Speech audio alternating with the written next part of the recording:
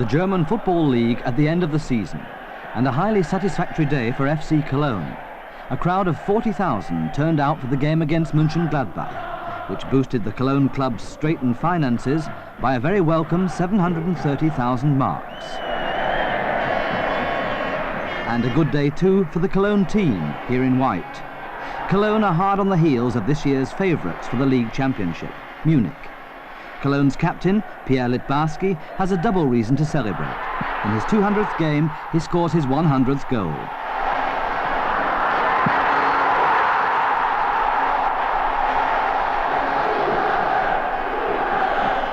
With its 1-0 lead, Cologne is well away, especially since the Mönchengladbach team is missing some of its best players through injury. But that doesn't mean they can't put up a strong defence. Cologne certainly isn't having everything its own way. But then, just before half-time, a double success. Goetz retrieves the ball in the goal area and makes it 2-0 for Cologne.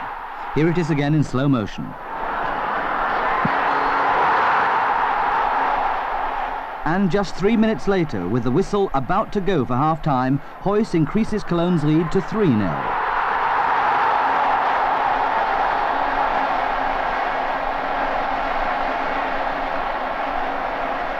A devastating blow for Mönchengladbach, but there was nothing they could have done about it. Even so, in the second half, Mönchengladbach fight back to save what can still be saved. And it's a goal. The captain Bruns brings the score to 3-1.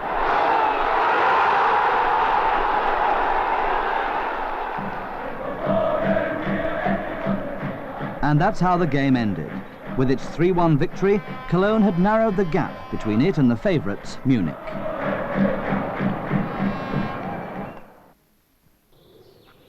The Max Planck Institute for Plasma Physics in the Garching district of Munich. Hundreds of scientists are working here in a bid to solve the world's energy problems by means of controlled nuclear fusion.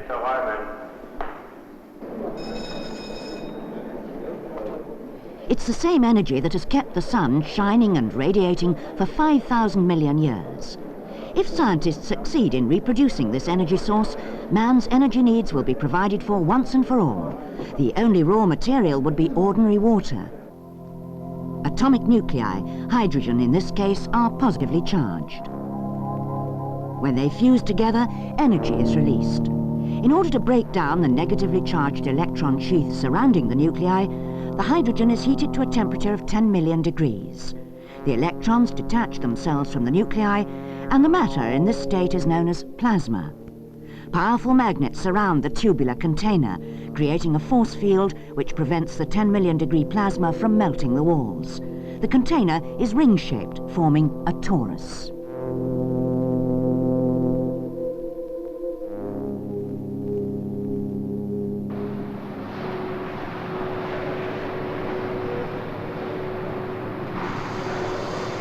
A third-generation torus is being built at the Max Planck Institute in Garching at a cost of thousands of millions, the Azdex upgrade.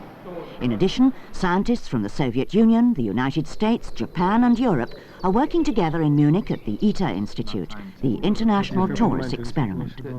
They hope their work will eventually lead to a nuclear fusion power station. Vacation period, everybody go at the same time. We want to build a plant of the next generation. These plants are now so big and probably so expensive that no single country can solve the problems on its own. The project involves 10 specialists from the Soviet Union, 10 from the USA, 10 from Europe, and 10 from Japan. I'm from the Oak Ridge National Laboratory in the United States, here working on the ITER program, and the specialty I work in is in the systems analysis, which covers a number of different specialties, including cost estimates. Like Chuck Flanagan, I work in the systems analysis field. I hope that the cooperation of scientists from all over the world can help to solve this complicated scientific problem.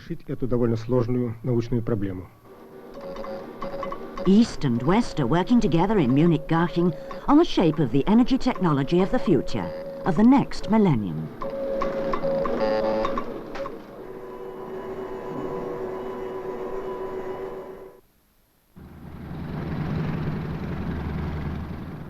The season's begun again for the veteran Junkers aircraft, and the tickets are already sold out. People just can't resist a nostalgia trip in the old Lufthansa plane of the Junkers JU 52-3M type. It's over 50 years old and known affectionately as Tante Ju, Auntie Ju.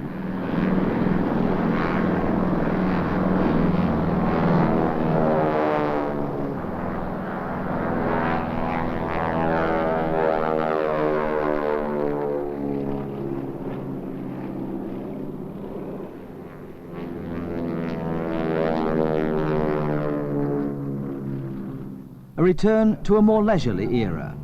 Tante Ju has a top speed of just 110 miles an hour, and flying at an altitude of 2,500 feet means passengers can enjoy the view much better than in modern super jets flying high above the clouds.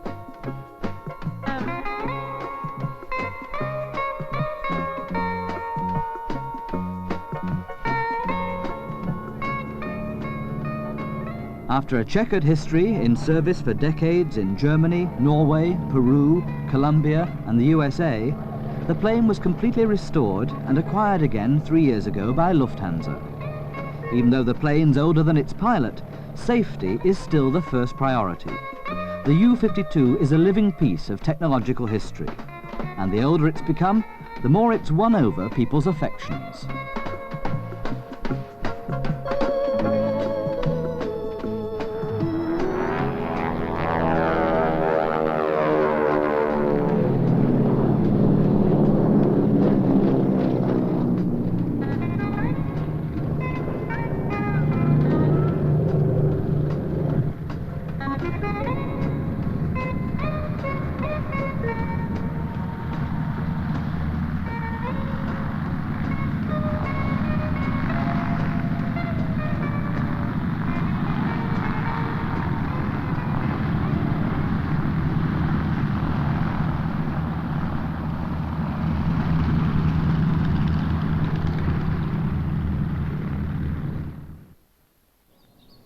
Situated almost exactly in the middle of Germany is the Eichsfeld region. Not particularly affluent, hardly any industry. A pleasant hilly landscape with a few villages and a few small old towns like Duderstadt. For hundreds of years, this small region belonged to the distant Archbishopric of Mainz. But in 1815, when the church lands were secularized, the region was divided by the administrative border between two provinces. In 1945, this border became the dividing line between the British and Soviet zones of occupation. Today, the border between the Federal Republic and the GDR. In the small town of Duderstadt, near Göttingen, this frontier, which separates Germans from Germans, has become a little more permeable in the years since 1973. Since then, here and in a few other places, what's known as local frontier traffic has been allowed, so the people from both parts of Eichsfeld can visit each other again. This has come about thanks to the efforts of a succession of federal governments towards facilitating travel between the two German states. The latest improvement in this direction now allows the inhabitants of Hamburg and Kiel to enjoy the benefits of local frontier traffic. Celebrating a First Communion in Duderstadt. Relatives from the GDR are taking part because family ties are strong even after 44 years of enforced separation. We visited the Linz family in Gerblingerode, a village right on the border. I come from the GDR, about 20 kilometers beyond the border, near Mühlhausen. How often can you make use of local border traffic arrangements? Well, I could come here for 60 days a year, so I make use of it when the situation arises, as with this family celebration. Do you have relatives over the border? Yes, lots of them. And have you been over there? Ja, Yes, with my mother, mit meiner often. Mutter öfters.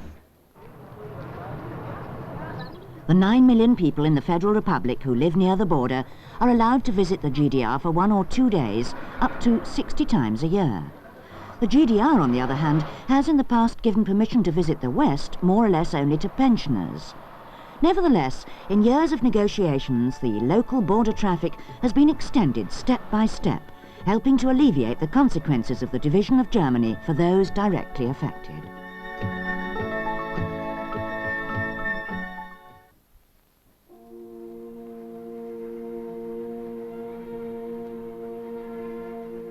The River Rhine in the early morning mist. The ancient city of Bonn, the capital of the Federal Republic of Germany, is coming to life.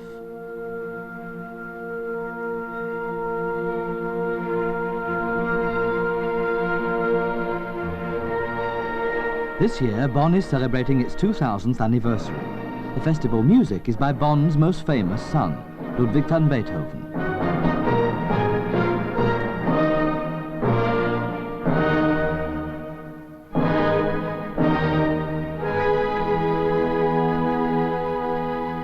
For the whole year, Bonn is the focus of international events. This year, the ambassadors to Bonn from 23 Commonwealth countries dedicated their traditional Commonwealth Day celebrations to their host city. Just one of many birthday greetings to Bonn. Nevertheless, the Commonwealth remains unique among international organizations because it has grown organically over a long period of time. Bonn, 2,000 years of history.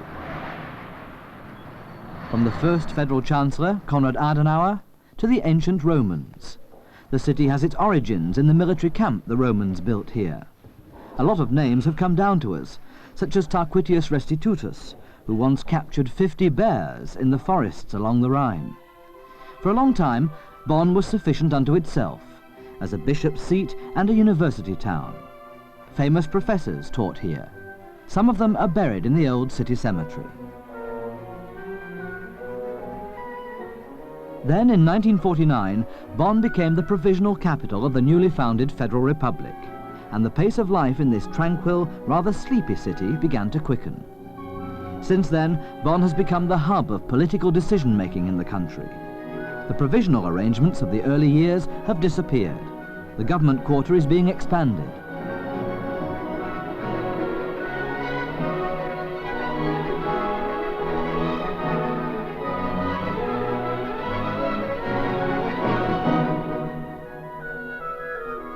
"2,000 years of Bonn. The townspeople and their visitors are celebrating the anniversary with a whole summer of events. And the tone is set by the idealistic, universal genius of Ludwig van Beethoven.